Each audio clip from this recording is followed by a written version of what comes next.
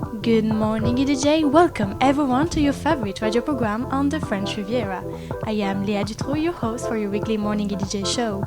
Mathieu, Nina and Andriana are here with me today. How are you today? Fine, and you? Fine. I'm very good, thank you. Today's headlines: a return of bodies in Gaza, the Bétharram affair, C8 and Energy 12 will come to an end, but first a little sneak peek of today's weather with Nina. The sky is very cloudy over the country. There will be a few patches of fog early in the day from the Sound Valley to Alsace-Lorraine. In the morning, a new disturbance arrives via Brittany, bringing rainy weather, which settles in by midday. It is accompanied by a southerly wind gusting to 60-80 km per hour. Around the Gulf of Lyon, there is a lot of cloud. Rain is falling over the Cevennes. Over Provence, there are a few sunny spells. The sky is grayer near the sea, and there are showers over eastern Corsica.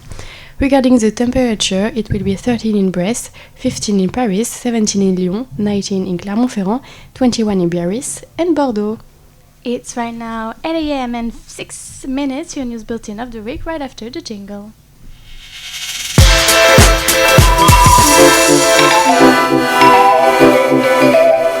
A return of bodies and a religious ceremony in the Gaza Strip. Yesterday morning, Hamas is organizing the return of the bodies of 4 Israeli hostages. Among the bodies are the children Ariel and Kfir, the family Bibas, aged 4 years and 8.5 months. Their death was announced by Hamas in 2023. Shortly after the religious ceremony, celebrated by the army's chief rabbi, the bodies were handed over the Red Cross for identification. A first since the inauguration of Donald Trump, the American president confirmed the upcoming visit of his counterpart Emmanuel Macron to Washington. Although the date is not yet known, many sources suggest that this meeting could take place next month. This will be the first meeting of the year. The discussion between the two presidents will primarily focus on resolving the conflict in Ukraine. 2 TNT channels permanently removed. The Council of State validated the withdrawal of the TNT frequency from C8 and Energy 12. The authority first seals the disappearance of the 2 channels from March the 1st. On June the 6th, LCP Public Sénat would occupy Channel 8, while Gulli would take the place of Channel 12.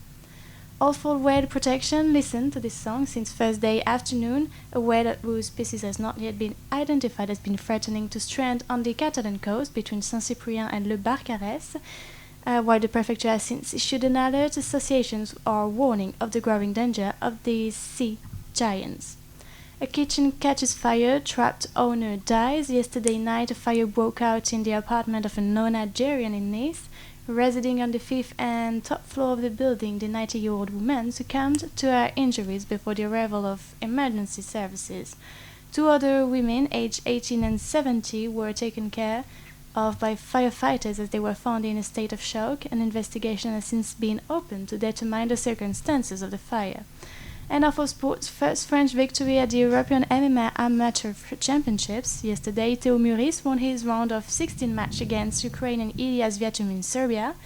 The Nice native won by unanimous decision. The 20-year-old athlete first progresses in a tournament of under 61 kilos. Stay tuned for his next fight today towards the European title. A gulag and a child crusher, the testimonies are damning. After more than a year of investigation, 3 men were taken into custody in the case of alleged violence and sexual abuse at Notre-Dame-de-Bétharram. But what happened in this school, Mathieu? For several weeks, a major scandal has been shaking the French political class. The Bétharram affair, named after this Catholic school in the Pyrénées-Atlantique. Many former students denounced sexual, physical and psychological violence.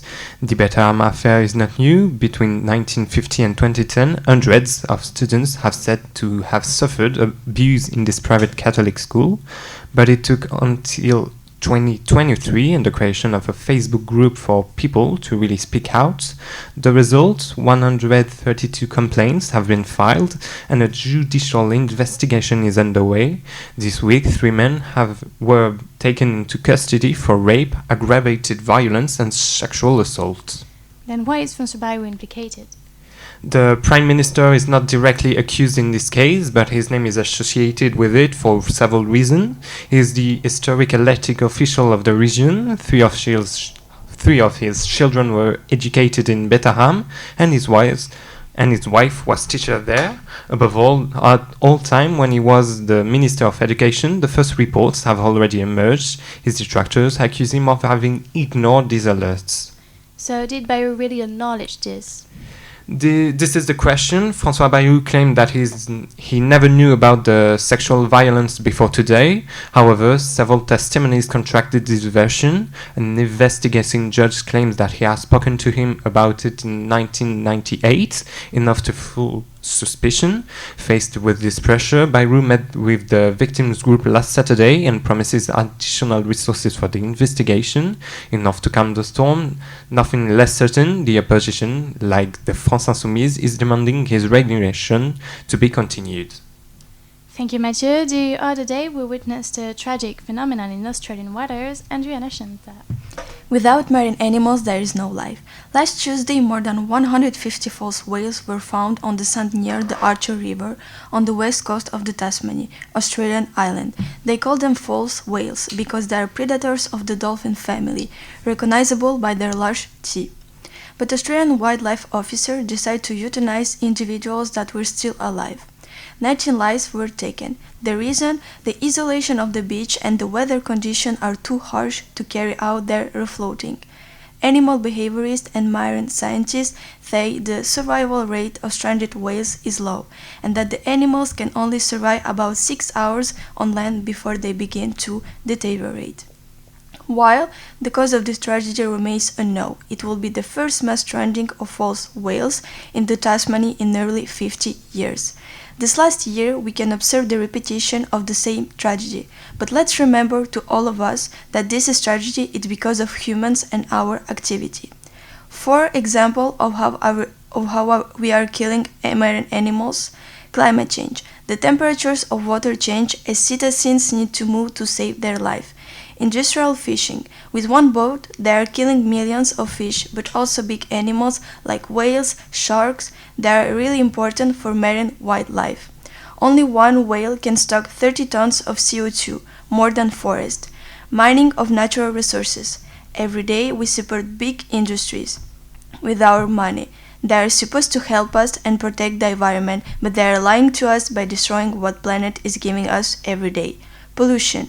Every day we use plastic. By throwing our trash in the ocean or supporting industries like Coca-Cola, we are accomplices. Human needs to understand that we can change the situation, but we can act in small daily actions. Let's show that our generation is here to help and save as many lives as possible. Alright, thank you very much. This is now time for our cinema segment. Let's dive into a movie that is supposed to make your teenage heart beat faster.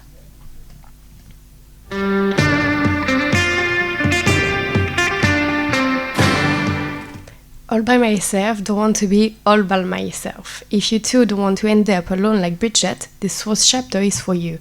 Bridget Jones is often clumsy but always insanely funny, rest assured.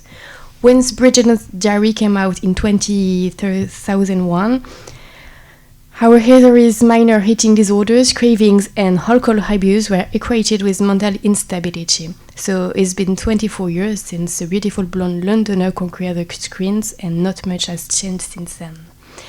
She has had 2 children, of course, but she has lost Darcy. So she found herself alone, a widow, and will have to learn to live with being single or not. True to herself, in love with love, the viewer sees her again as she was in the beginning, or almost in the beginning, following around and dealing with the clumsiness of those around her. It's as easy as ever to identify with her. In fact, it's yet another testimony to the fact that women trapped in their emancipation by injunction are trying to find their way. We want to see our favorite journalists succeed and finally be happy. In this rather melancholic new chapter, we see an older Bridget with more mature concerns.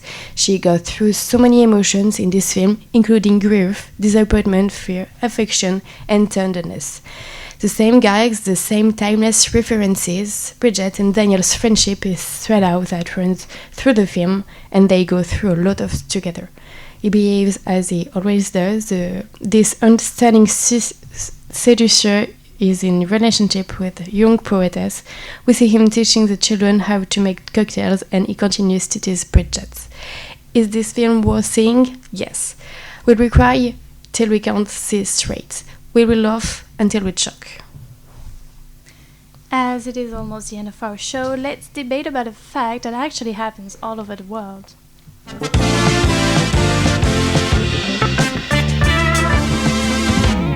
It's official, C8 Cyril Hanouna's channel and Energy 12 will come to an end on the evening of February the 28th.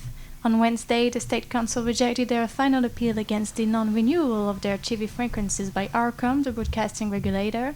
In your opinion, is it a cause for concern when a channel closes? Is it an attack on freedom of expression and more broadly on democracy? What do you think, guys?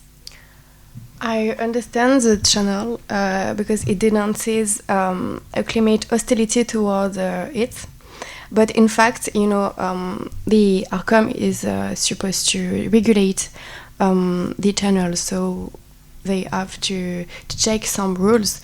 And in fact, C8 and Energy 12 did not check these points. And does this channel is like a journalist channel?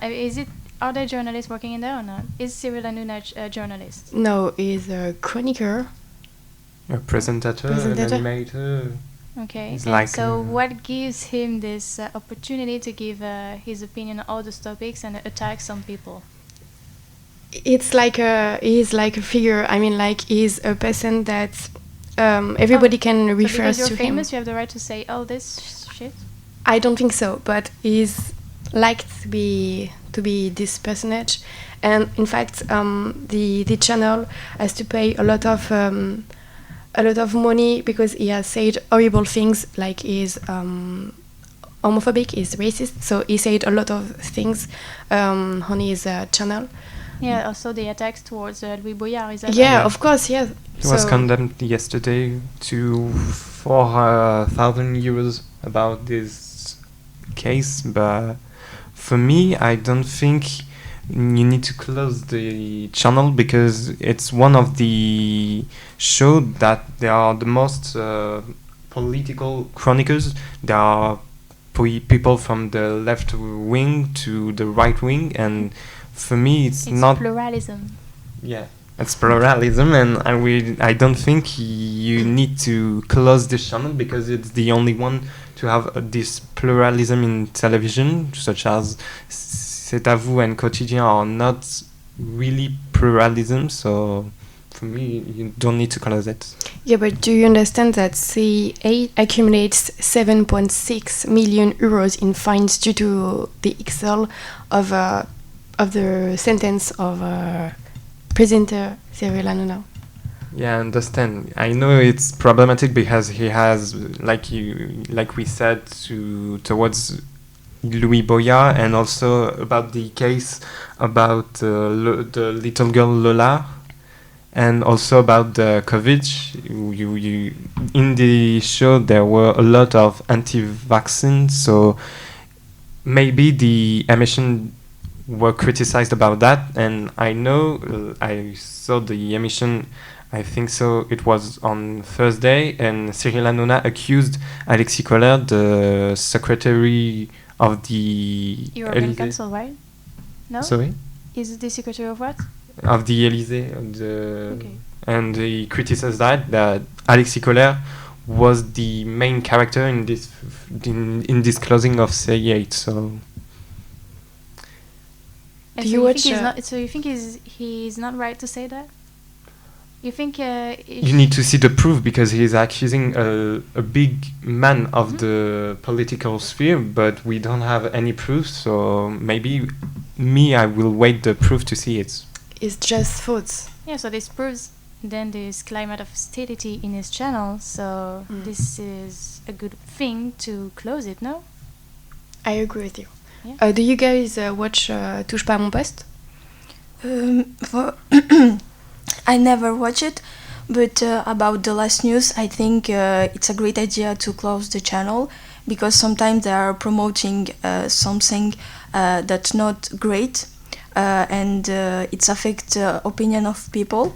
So yes, it's touching the freedom of our expression, but they need to having more some organization on this and think before what they are saying to people. Yeah, it's like we have to respect some rules. Yes. It's the law, in fact. Oh yeah, indeed. It's the job of the Arcom. Okay, so here we are. This is the end of our Good Morning EDJ show. Thank you guys for being here with me. Thanks for listening to us. Stay tuned and very safe to the next episode next week. See you soon et bonne journée.